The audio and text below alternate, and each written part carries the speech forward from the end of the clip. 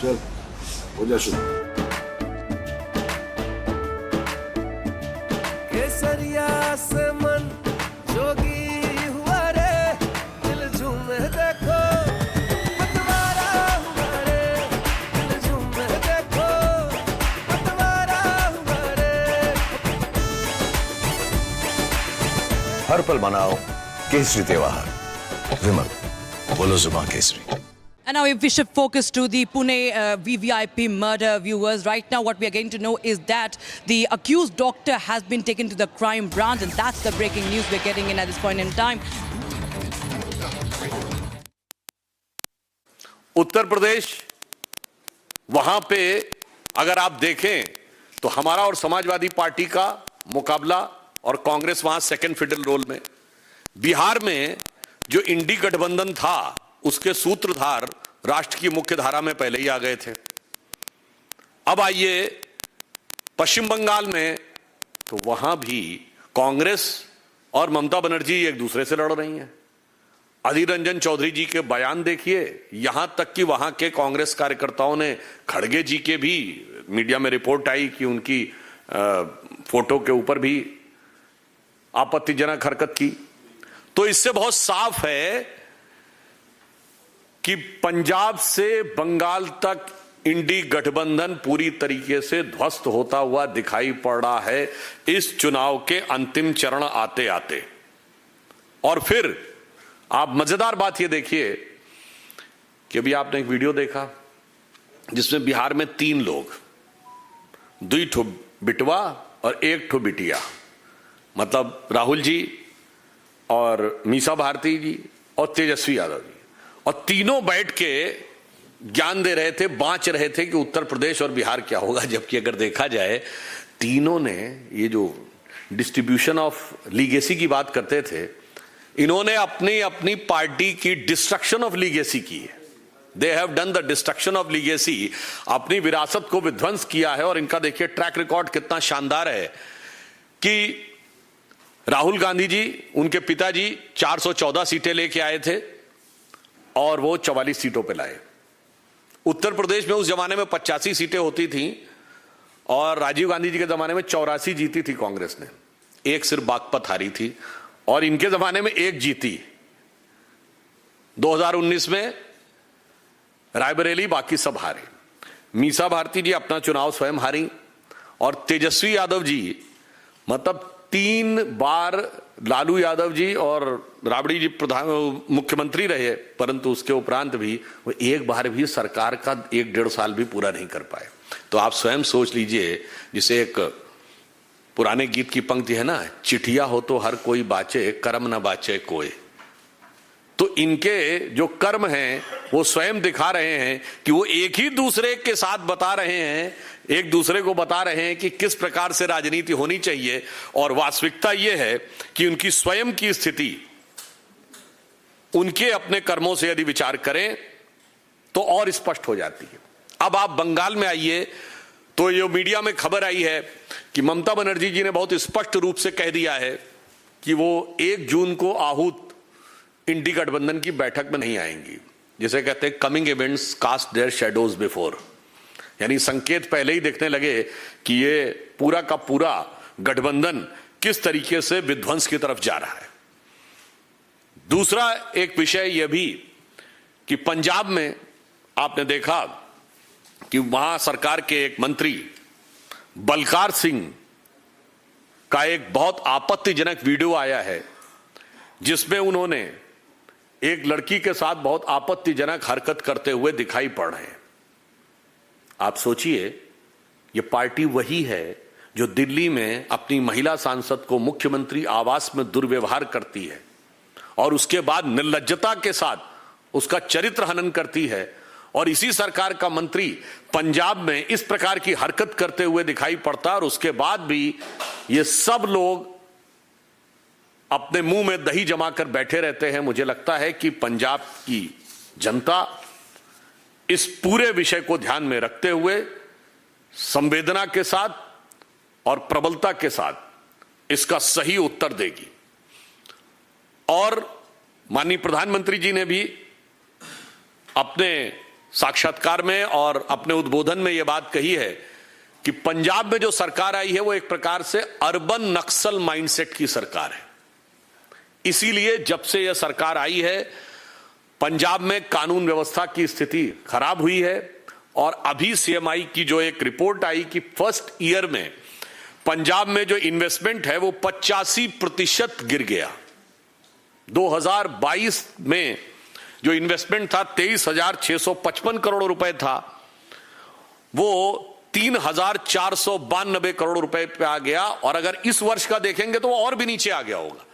यह दर्शा रहा है कि पंजाब जो उत्तर भारत के सबसे समृद्ध राज्यों में से एक माना जाता था, जहां पर की एंटरप्रेन्योरशिप, इन्वेस्टमेंट और बिजनेस बहुत प्रबलता के साथ बढ़ता हुआ माना जाता था, इस सरकार के आने के बाद संभवतः रीसेंट हिस्ट्री में पंजाब में सबसे गहरी गिरावट देखने को मिली है।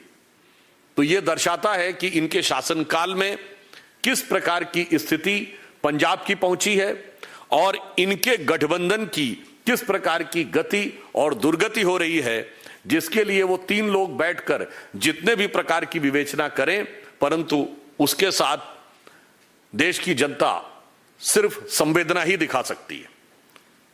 और एक विषय जो लोग बार बार बहुत उठाते थे, पश्चिम बंगाल में हाई कोर्ट ने बहुत स्पष्ट रूप से आरक्षण के विषय के ऊपर मुस्लिम आरक्षण को जिस प्रकार से संवैधानिक प्रावधानों को धता बताते हुए किया गया, उसके ऊपर कोर्ट ने टिप्पणी की थी, परंतु ये लोग संविधान बदलने की बात करते थे और स्वयं इनका मनोभाव क्या है वो आप चेक कर सकते हैं।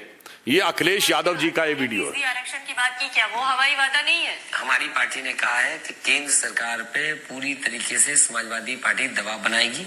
समाजवादी पार्टी चाहती है, कांग्रेस पार्टी अगर मुसलमानों को आरक्षण देना चाहती है तो वो आरक्षण आबादी के हिसाब से दे। समाजवादी पार्टी उनके साथ पूरी तरीके से संविधान संशोधन के लिए भी पक्ष में है।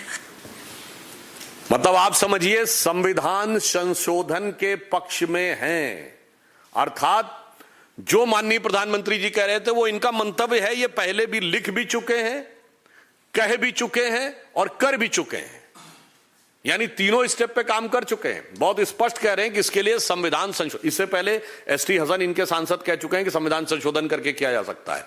इसलिए बहुत साफ है कि संविधान निर्माताओं का भाव, सर्वोच्च न्यायालय का भाव, संविधान का मूल भाव, उस सब को वोट बैंक के तराजू पर तौलकर एससी, एसटी और ओबीसी के आरक्षण को दरकिनार करके अथवा यूं कहें कि उसे रौंद कर ये अपने वोट बैंक की राजनीति करना चाहते हैं। इसमें किसी प्रकार का कोई किंतु परंतु नहीं है। कांग्रेस का 2009 का मैनिफेस्टो देख लीजिए, समाजवादी पार्टी का 2012 यूपी विधानसभा का मैनिफेस्टो देख लीजिए, कांग्रेस की सरकार के द्वारा आंध्र प्रदेश में लिया गया निर्णय देख लीजिए, हाल में कर्नाटक सरकार का निर्णय देख लीजिए और अभी अखिलेश यादव जी का यह बयान।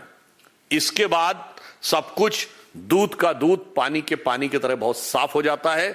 यानी अब यह बात बहुत स्पष्ट है कि अपनी अवश्यंभावी पराजय को देखकर पूरी तरीके से इस गठबंधन का अंतर्विरोध सामने आ रहा है, क्योंकि अब उनको लग रहा है ना इलेक्शन तो अंतिम चरण में आ गया, तो उसके बाद तो अपने असली रंग दिखाने वो शुरू ही करेंगे। और मैं एक बात और इन सारे प्रदेशों की जनता से, जहां जहां इन चुनाव बाकी हैं, मैं साफ कहना चाहूंगा कि जब स्पष्ट है कि पंजाब और बंगाल में ये दल आपस में लड़ रहे हैं तो इनको वोट देना मेरे विचार से बहुत विवेकपूर्ण ढंग से जनता को विचार करना चाहिए, क्योंकि बहुत साफ है कि जब उनके बीच में इस तरीके का संबंध है कि दिल्ली में एक दूसरे से आम आदमी पार्टी और कांग्रेस का प्यार था और पंजाब में जूतम पैजार है, तो आप बहुत साफ समझ सकते हैं कि इनको वोट देना एक प्रकार से अपने वोट को व्यर्थ करना है, क्योंकि उनको मिला हुआ जो भी वोट है वो उनकी आपसी लड़ाई के अतिरिक्त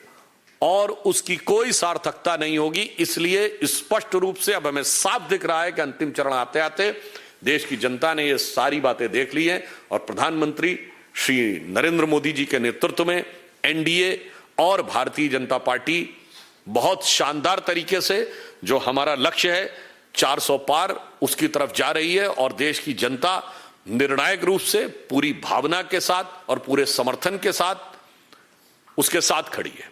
इसीलिए मैं यह पंक्ति कहकर बात समाप्त करता हूं कि राहुल इंडी और घमंडी, राहुल इंडी और घमंडी, सबका संकट एक है, आएगा तो मोदी ही, चूंकि नियत नेक है। धन्यवाद।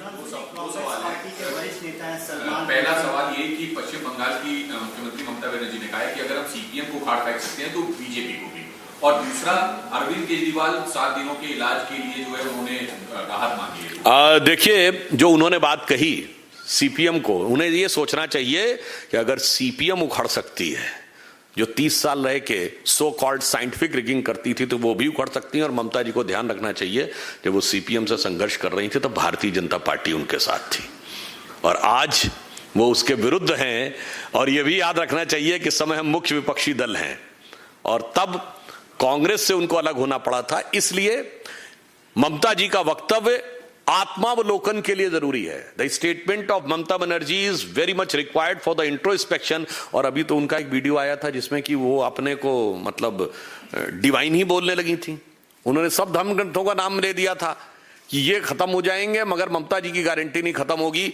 इसी को कहते हैं विनाश काले विपरीत बुद्धि। सर, केजरीवाल वाले सवाल जी, सलमान खुर्शीद कांग्रेस पार्टी के वरिष्ठ नेता हैं, वो कह रहे हैं कि कांग्रेस पार्टी बहुत अच्छा चुनाव लड़ी है 2014 और 19 की तुलना में, हम अच्छा लड़े हैं, लेकिन जितनी सीटें